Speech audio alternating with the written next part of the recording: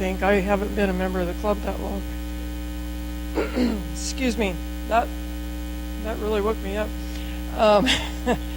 She's just an amazing embellisher. She does the most fantastic things. If you haven't looked at our newsletter, you have to look at the pictures that are here, the different things that she does. She's not going to show us how she does them tonight, but she's going to show us something that's just as important, which is, when do you want to embellish? Where do you want to embellish? How do you want to embellish? How do you make it blend into your form and all that kind of stuff? Yeah. So you all have seen like different elements where somebody starts turning and they go, well, this looks like fun, and this looks like fun, and this looks like fun. And then you look at the object and you're kind of like, I wonder what they were thinking when they did that. You're going to help us have a plan, right? I hope so. Right. Yeah. Okay, so welcome, Molly Winton. Thank you. Thanks. Well, oh, my stars. Okay, that's not me. It's him. Am I not able to step forward? Is it, do I need to be back? Okay. I'm going to turn it off, then walk back, because I have to go forward and then go.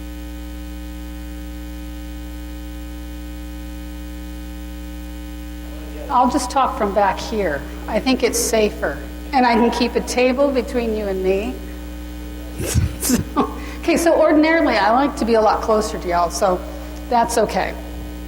I can handle it back here. So I'm sorry if you like to see chips fly. I'm sorry if you like to see smoke and flame and all of that kind of stuff, because I won't be doing that today. I will, however, give you ideas of what you can do about the whole issue of how to get started with embellishment if you've never done it before, or some things that you might want to pay attention to if you've already started it that you may not have been thoughtful of before, that will really significantly improve. Or this is still really loud. Can we adjust it down a little? I must project too much. There, is that better? Oh, thank you. It is for me too. Okay, so I'm going to give you some ideas that you may not have thought about when you are creating a piece with embellishments. When I first started embellishing my work, I don't have any art training or background or education. I'm kind of a seat of the pants kind of a person, and I learned a lot that I didn't know what to pay attention to. And so as I went through the kind of the evolution of my designs and getting more and more experience in doing the actual embellishments, I learned things along the way that probably a formal education would have started me out already knowing. So maybe what I can do is give you a couple of ahas, or never thought about that, now I'll be more deliberate, or whatever the case may be. So hopefully I will shorten some of your learning curve as you start getting into the embellishments and how and to set up design and all that good sort of thing. So I got into embellishing because when I first started turning, and this was back in 1998, I always have to think about how old my son is and then subtract 6 months. So, because I started turning when he was 6 months old, went to Provo and took a 3-day class. Because way back in high school, I had made one turned item in the wood shop when I was the first girl allowed through the doors. And during that time, I made one project on the lathe because nobody was working on the lathe, and there was long lines behind every other piece of equipment. And I loved it then, and I thought, someday I'm going to have a lathe. Well, when I became a stay-home mom, I outfitted a wood shop, and at the time thought I was going to do a lot more flat work. Made a whole fleet of trucks for my son. That was pretty fun. But then my husband gave me a lathe for Christmas. And I started turning, and I realized I just spent a couple of $1,000s worth of on machinery that I would never use again. unless it was a flat surface to put a turning on, because I just fell in love with it. Well, so again, they were very young. My son was 6 months old. It wasn't too much longer that I was pregnant with my daughter, so I didn't get into the shop very often. But when they got into grade school, it freed up a whole lot more time. And I started producing a lot more. And you know how you get to that point where when you're first starting out, that your friends and your family are really excited at first and really want to receive those gifts that you hand to them, and they go, oh, and then 6 months later you look what they have on their coffee table and you go, oh, Lord have mercy. I can do a lot better than that. And you give them more, but pretty soon they get to a point where they're going, no, really, I'm fine. Cupboards are full, tables are full, and then you start thinking, well, you know, if I sold a couple of those, I could buy that new tool that I've been lusting after, or I could buy that piece of burl that I can't find in the wood pile. I can actually have to spend some money on this thing, but it's beautiful and I want to buy it. If I sell a few things. So I started thinking about, if I sold, how was I going to do it? Young family did not really lend itself well to the weekend craft fairs. Coincidentally, craft fair selling tends to require a high level of production. Not only a large inventory, but a lot of similar pieces, a volume of individual styled pieces. So you'd need, instead of the one-off, two-off, 3 or 4 bottle stoppers, you need 250. Instead of 2 or 3 salad bowls, you need 60 or 70. When I got to bottle stopper number 3, I looked at them and I just said, please don't make me make another one. They're so boring. And I'd start looking around to clean my shop. Well, you shouldn't want to be cleaning your shop. That's not supposed to be high on your list. So I realized I don't like production work. And I don't have the luxury of time to build inventory. So I said, okay, then I'm going to need to go the route of an artsy-fartsy pieces that I can make just a limited number, and I can have galleries or gift shops or stores sell my pieces. But if you go that way, you have a much larger, refined, competitive group of people that you have to compete with to sell your piece, either in addition to theirs or instead of theirs. There's competition, okay? I want to sell my piece. I want mine to sell before yours does, because I like the money. So I realized that I had to find something that was going to make my work recognizable as my work, and that would be somewhat unique to the other wood-turned art pieces and items that are out there in the market, because there are a lot of them, and there are a lot of really good ones. And so I realized, okay, I'm going to need to do something to my work that makes it stand out. I want to be able to put a piece in an instant gallery of a symposium that I go to, and people walk in the door and go to the instant gallery and go, oh, Molly's here. Not because they saw me walking down a corridor, not because they saw me come in the door, but because they recognize my work. So, where do you start? For me, I was very fortunate. In 2002, I went to the Rhode Island AAW Symposium, and I sat in on Graham Priddle's rotation on where to find inspiration for embellishing your work. That's where it all started. Sitting there next to my friend. Anybody know Ruth Niles? She does the stainless steel bottle stoppers. God bless. Graham Priddle is from New Zealand. Thank you very much. I concur. So Ruth is sitting next to me. And I'm listening to Graham. And he said a few things that back in 2002, luckily at my age now I have good long-term memory, not really good short-term memory.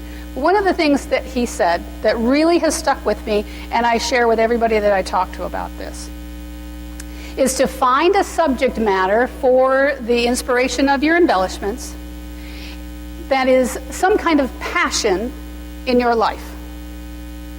because that passion will keep you coming back.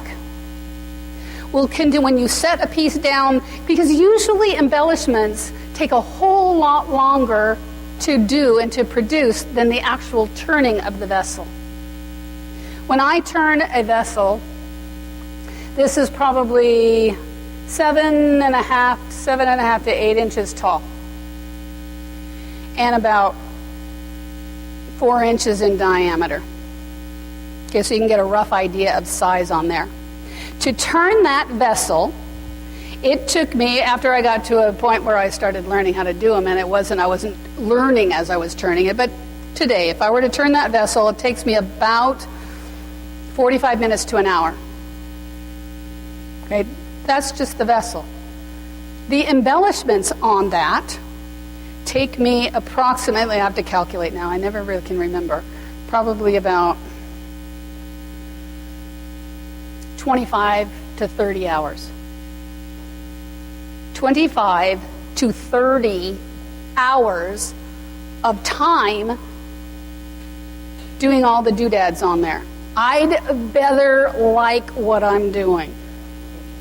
Because if I don't, and this kind of hit home probably the hardest when I was teaching the basket weave patterning on here. We can get a really tight shot on the texture on the base of this. So I taught classes on burning and branding and getting burning textures into it. See that basket weave pattern?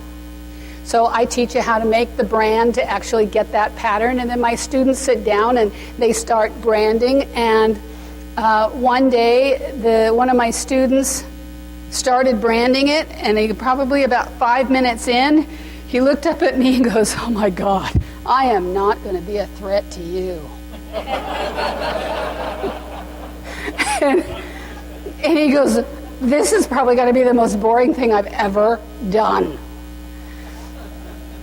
But when I do it, and I've made hundreds of these pieces, and every one, from the very first one that I did to the very last one that I completed, I start making that pattern, and as it develops, I start at the score line here, and then I work my way down the vessel to the base. And as that pattern starts developing and filling that area, it's still cool. I'm like, dang, look at that. Oh, that's... because it pulls me in. When I started thinking about Graham saying, finding something that is a passion to you, I started thinking, okay, what am I passionate about? What do I like? And it doesn't have to relate to wood turning or woodworking at all. It can be anything in your life that gets the blood circulating, that gets your pulse racing a little bit, or your hands going like this.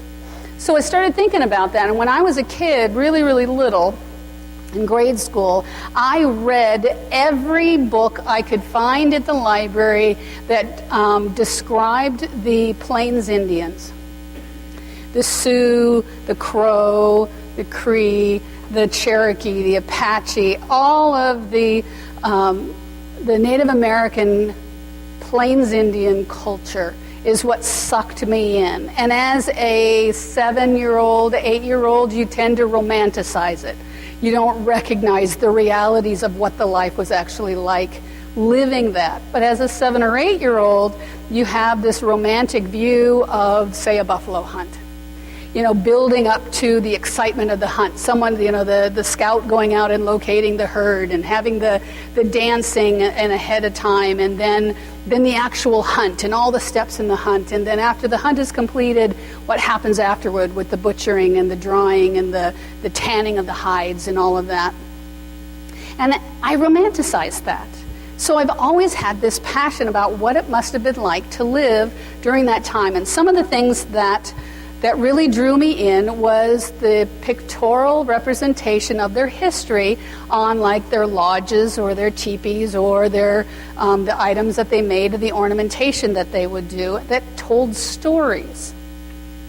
And that also kind of slopped over into the more prehistoric designs of cave art and some of the rock drawings that are down in New Mexico and Arizona, and even in our Columbia Basin. We have some amazing rock etchings in there, and it's always been fascinating to me. So I thought, okay, that's what I'm going to look at.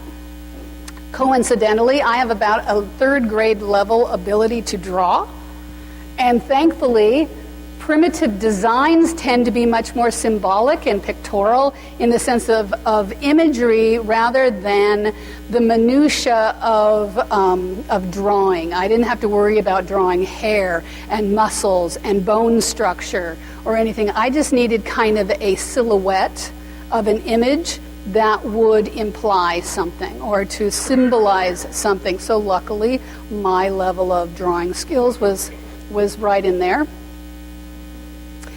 And so that's what got me started. And I wanted to find texture. I'm all about texture. I want to be able to touch and feel. When I hold on to this, it gives me as much joy to touch it as it does to visually look at it. And so I'm all about texture. And I thought, okay, I'm going to look for imagery that I want, but I want to be able to frame that imagery or to somehow enhance it a little bit to make it look as if it is from a primitive piece. So I thought, well, baskets. We have a lot of the northwest coastal of some of the beautiful baskets that are woven, or some of the southwest basketry. And so I was thinking about that. And so when Graham came out 2 years later to the Seattle area, I took a 2-day class with him, and he showed us how to play with nichrome wire and with wood burners and copper nails to make different brands, and we started playing around with this wire, and I came up with the brand that I used to get this basket weave pattern. And it looks like a little spring. It's about 1/4 of an inch long, 1/8 of an inch wide. I needed it twice as long as wide so that it would square up when I went to get the woven look to it. And I started experimenting, making imprints into wood and patterns that would make it look like a basket. And this is what I hit on. So then I started thinking, how am I going to do my imagery? And so I started going from that. So I started out with an auroch, which is kind of like a big shaggy deer with antlers, but that never went anywhere. And then I did buffalo, because my buffalo hunt. So let's see if we can get a tighter image. I'm going to pass these around eventually. So this particular piece that I have in my hand was probably the second or third piece I ever made. And the design on here of these buffalo, this is a later piece. It's still an old one, but you can see the difference in the buffalo. So these are not sheep.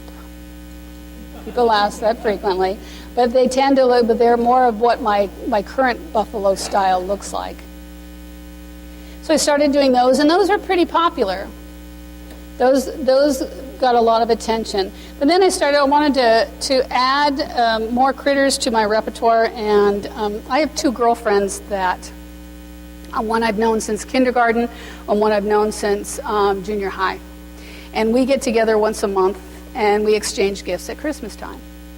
Well, I wanted to do another critter, and the gal that I've known, Eileen, that I've known since kindergarten, she's a horsey person. They have all of my prototypes. They are my experiments. I'll make something and go, I'll give it to Happy, or I'll give it to Eileen. Well, for this one was a horse, first one for the horse. And I thought, well, first it was intimidating as all get out because, like I mentioned before, I can't draw, and the thought of drawing a horse scared the dickens out of me. So I started looking around. If you keep in mind, I needed just an outline, so I looked at a lot of clip art. And that's what I recommend. If you have an image in your head that you want to produce and you're intimidated as I was about not being able to draw it, what I highly recommend is look at a lot of different existing imagery, and then I'm going to walk you through, I'm going to take this off, I'm going to walk you through how I figured out to draw my horses when I can't draw. I consider myself a technical drawer. So I looked at, like I said, I looked at a lot of images of horses, clip art. I found the closest one that I found that I really liked. Happened to be at Provo, and I was in the Salt Lake City airport, and there's a store there called the Spirit of the Red Horse, and on their shopping bags is this silhouette of a much more stylized contemporary horse, but it was still a silhouette, and I went, oh, there's a lot that I want in that. And so, of course, I sacrificed for art. I bought something so that I could have the bag. And then I started playing around with a piece of paper and started drawing. And what I found, I just by happenstance, my son was about 5. He was just starting kindergarten. And you know the old style penmanship pieces of paper where you got the solid lines and the dotted line in the middle, and you start with so you've got the 2 lines. They're usually not curved like this, but there you go. And they have the perfect letter A. And then the students have to, this is their practice page. And so he would be sitting at the dining room table with this, and his A's, were all over the board, and he was really frustrated, and I need an eraser. Anybody have an eraser? Or a piece of paper? Thank you. And he was really frustrated, and I said, look, honey, this is the very first time you've ever done this. So you need to practice it. Do it over and over. Remember, that's why you have so many lines here. When you're the top ones, they're not going to be as pretty, but pretty soon you get to the bottom of that page, and I bet you're going to like your letters a lot more because you've done more of them. Which kind of set my aha meter off on myself. It's like, okay, so my first horses are not going to be real attractive. And if you've seen my early work, you would agree with me. What I also realized was that I had to break down that image and have a step 1. My daughter at the time had turned 3, and she had a birthday party, and someone gave her a How to Draw a Hello Kitty book. Now, normally I would have that How to Draw a Hello Kitty here this evening, but I just moved. And it's in a box somewhere, and I don't know where the box is. So I had to go to a store and find a How to Draw book for kids so I could illustrate to you. So if we could, can you see these 6 cells? So step number 1, so here's the final image that you're going to be making. And if you can imagine this as being Hello Kitty, just put a smile on it. Well, it does have kind of a smile, but anyway. When she asked me to draw Hello Kitty, what I had in my head was the final image of Hello Kitty, and I went, I can't do that, honey. And you know what 3-year-olds are like, yes, you can. But the way the book is structured is it broke it down into steps. So step number 1, you find the starting point and you just start with the first portion of that image. And then you get to, so this one here, 2 little round circles. Well, most people can draw 2 circles side by side, so you're off to a good start. So then you go to step number 2. And this is a little bit of a circle with kind of a nose at the end. So still, not, again, rocket science here, right? You're not being asked to be Michelangelo. Step number 3, so you're adding features 1 step at a time. And pretty soon, as you add the next couple of lines, darned if you don't have that final imagery. So with my horses, I thought, that's what I need to do, the same thing. I need to find a starting point, and there it is. So, on my horse, I would also have had the Spirit of the Red Horse bag to show you, but it's in a box somewhere. So, anyway, the way I start number 1 is always this little half moon. To this day, and I've been doing this now for about 12 to 13 years, every horse I draw starts with that line. So front leg, rear leg, Then I think, okay, so on the horse, then you have to get the throat down to the first leg. So I make this little J line, upside down J. Again, not real complicated here. And then I think, okay, there's the jaw line out to the nose and up to the ear. So I think, okay, so a little bit of a curve for the jaw line, kind of a U shape for the nose, and up to the ear. And I stop and I shake it out and I breathe a little bit. And I think, okay, then you've got a curve over the neck, down to the back and up onto the haunches. So it's kind of a little bit of an S curve. So we're going to go up on the neck, down to the back, and slightly up to the rear end. And then I leave a little gap because there's a tail. And I think now I've got another little kind of S curve to go around the hind end and then down that back leg. Two more.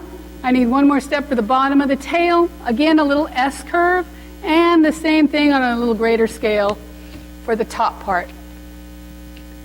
If you take this image to a third grade classroom, chances are, and you put it up on the chalkboard or the white board, and you say, what is that? You'll have out of class 30, 29 will say, it's a horse. And the 30th one will say, you know, that's not a horse because he doesn't have an eye, and where's the mane? And, you know, but there's always one in a crowd, so.